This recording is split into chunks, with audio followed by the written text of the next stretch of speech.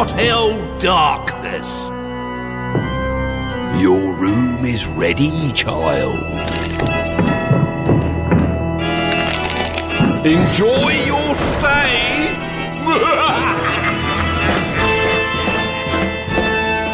Now, down here in the hot hell darkness, there are many types of tales. Tall tales, small tales, fairy tales and scary tales, but there are very few long tales. And this is because the children with long tales generally don't want people knowing, in case other children pull their trousers down for a look and a laugh.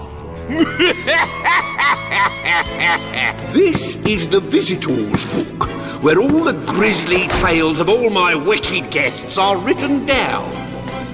Want to see why one of these bad children is down here? This is Petty's story. I call it The Long Face. There was a good reason why Petty Gagambrel Fetlock had such a long face. She was a sulker. She knew every trick in the big book of sulking to twist her parents round her little finger. Stamping, pouting, tossing, slamming, and dislocating her bottom jaw till it jutted out like a shovel.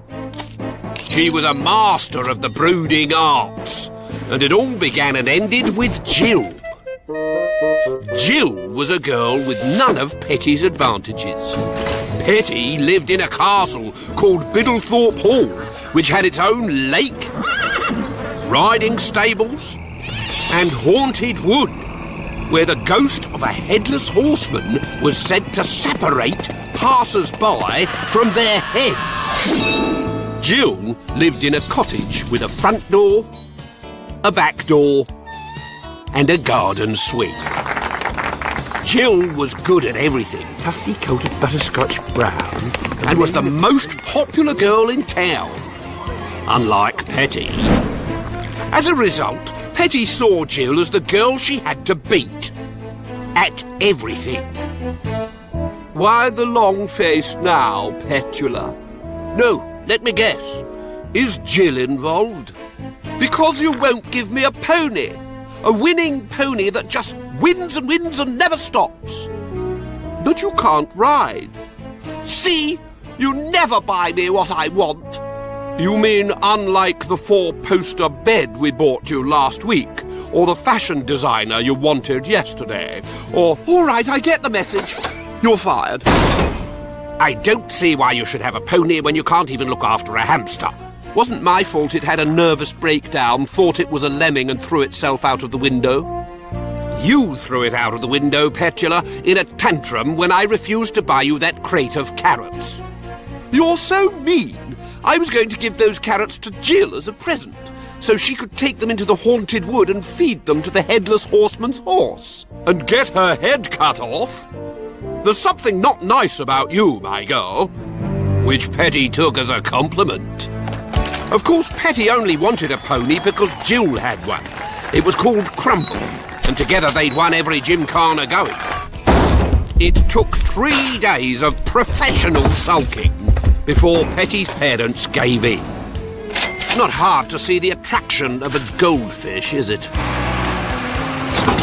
Oh, why the long face now? It's a bit small. Did you tell the pony shop person that I only wanted a winner? Yes, but hasn't someone got to teach you to ride first? The person who's looking after it can do that. I thought you'd be looking after it. Me? Look after that smelly thing? No, that's a horse servant's job. Absolutely not. Well, we'll soon see about that. 9 hours later, she had herself a groom. His name was Stuart Piddle. But I shall call you Stupid, because that's what you are.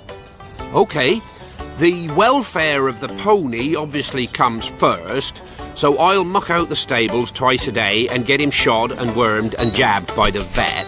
What have you got to feed him? Not bothered with food. don't care if his fur's matted and his ears are full of flies, just so long as he beats Jill. OK. And what shall I call him? Dog food, because that's what he'll be if he doesn't win. The little pony was naturally gifted, but Petty was hopeless. It tried its best, but didn't stand a chance with a sulky lump on its back who didn't like riding. Come on, dog food, jump for your mistress, or it's the heat-sealed can for you. Her threats rather put him off his stride. Needless to say, Jill won. So when Petty got home, she was in a sulk to end all sulks. If he can't beat Crumble, he's no good to me. Take him to the pet food factory and get them to grind up his bones really small. I can't do that. It's cruel. You can and you will. Now get out. And don't even think about coming back and telling me he's canned when he's not, or I'll have you turned into pet food too. But Stuart Piddle could no more lead dog food to the slaughterhouse than cut off his own thumb. As he passed the haunted wood, he had an idea. Come on, dog food, you can hide in here.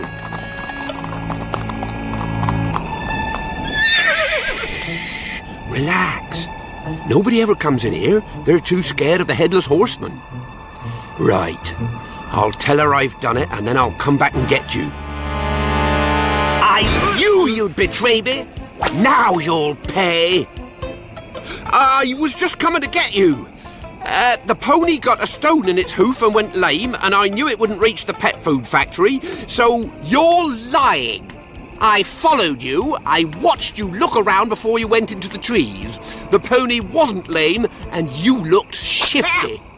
No, I tied it up in the wood where it wouldn't wander off and was just coming back to get the car. Doesn't seem injured to me. No, I mean, yes, oh, I can't lie. You and that stupid long face of yours should be taught to behave properly. How dare you? I don't have a long face. Yes, you do. On a horse it would look beautiful, but not on you. Just then, the birds stopped singing. In the distance, a patter of hooves ate up the forest floor. Is that? Yes, I think it is. I want to go home, now! We're not going anywhere. Then the thunder rolled out of the forest. The smoking steed soared over the fallen tree, and with one swish of his ghostly blade, the Headless Horseman sliced through the groom's scrawny neck. And now for you! What are you going to do to me? Before I lost my head, I was a blacksmith. Let's see if I've still got my skill. When Petty woke up, she was all alone.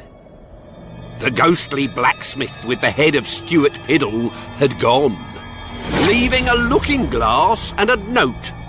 When people ask you why the long face, now you can tell them, because I'm a horse. Later that night, she ate supper with her parents. Oh, there you are, Petulant. Where have you been? And why the long face? Because I'm a horse. And from then on, she hardly ever spoke again, which made everyone's life considerably more tolerable. In case you're wondering, Stuart Piddle achieved his childhood dream by becoming a show jumper. Shame he's so rubbish, every time he goes over a jump his head falls off. And Petty? Well, at the end of the day, Petty's little sulks got her nowhere. Except down here in room 795. I say room, but it's more of a stable, actually, with hot and cold running cockroaches. Very shriek chic. I've told her she can trot off any time she likes, but since I nailed her iron shoes to the floor, she doesn't seem to want to.